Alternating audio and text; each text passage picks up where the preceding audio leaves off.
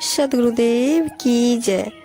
कबीर जी ने समाज में फैली कुरीतियों और कुंठित हो चुकी परंपराओं के खिलाफ खुलकर आवाज उठाई। तत्कालीन समाज असत और अज्ञान के घोर अंधकार से जूझ रहा था। उन्होंने इस गहनतम तिमिर के मध्य अपने दिव्य ज्ञान की ज्योति प्रज्वलित कर देश और समाज को नव जागृति प्रदान की। उन्होंने सत्य की महिमा को सभी प्रकार की तप साधनाओं से बढ़कर माना। एक स्थान पर सत्य के बारे में उन्होंने कहा भी है, सांच बराबर तप नहीं, झूठ बराबर पाप, चाके हृदय सांच है, ताके हृदय आप। कबीर साहब के जीवन में किसी भी प्रकार के झूठे आडंबर, पाखंड और छद्म भाव का कहीं भी समावेश नहीं था। वे कृत्रिमता के घोर विरोधी थे।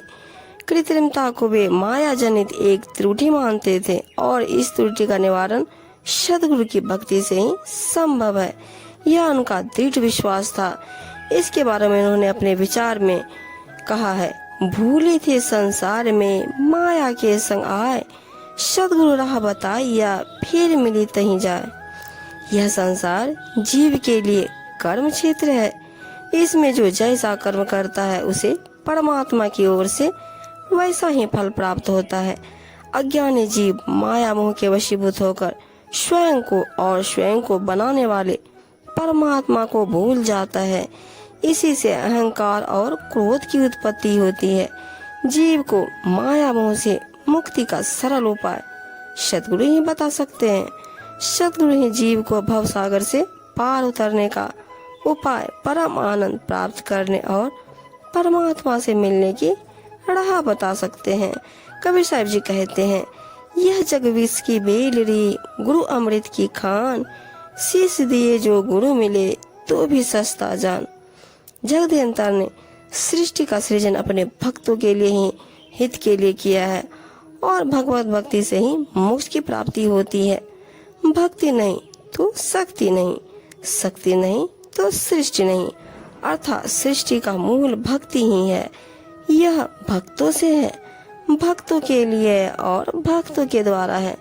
कबीर साहब जी भक्तों के बारे में कहते हैं कि जो व्यक्ति विषय वासना में लिप्त हो जाते हैं वे कभी भी सत्य भक्ति नहीं कर सकता, क्योंकि मन में तो मद, मोह, क्रोध और लोभ के रंग ही चढ़ सकते हैं।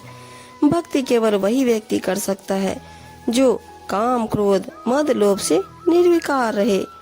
कामी क्रोधी लालची इनते भक्ति न होए, भक्ति करे कोई शूरमा, जात वरण कुल खोए।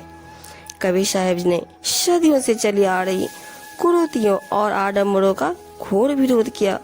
उन्होंने समय समय पर समाज को चेताया और अपने दिव्य अमृतवाणी से लोगों को असत ज्ञान के अंधकार से निकालकर साहस प्रदान किया।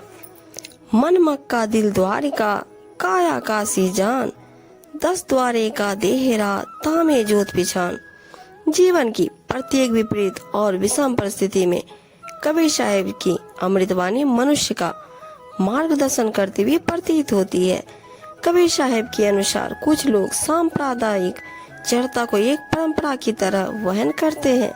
वास्तव में यह आडंबर है और जो लोग आडंबर रचते हैं वे सत्य ज्ञान से मीलों दूर होते हैं।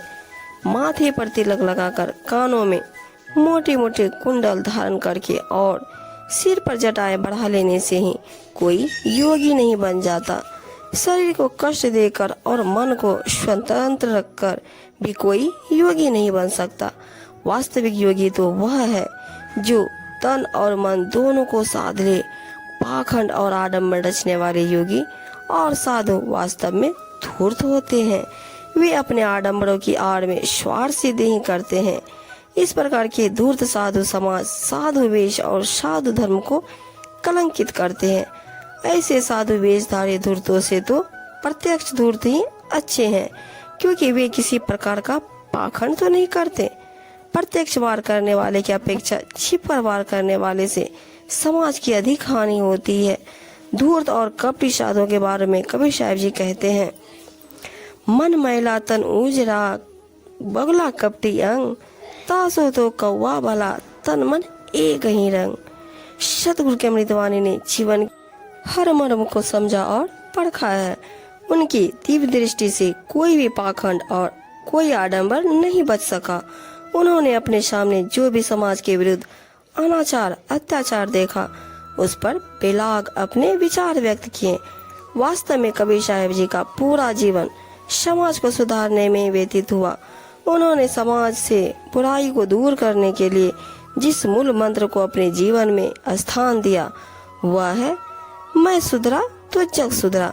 मैं को सुधारने के लिए जरूरी है कि कोई इस मैं का व्यापक रूप में अर्थ बताए, यानी कि बोध कराए। जो व्यक्ति मैं का बोध करा सकता है वही गुरु है, और संसार का कोई कार्य बिना गुरु मंत्र और गुरु दीक्षा के सफल नहीं हो सकता।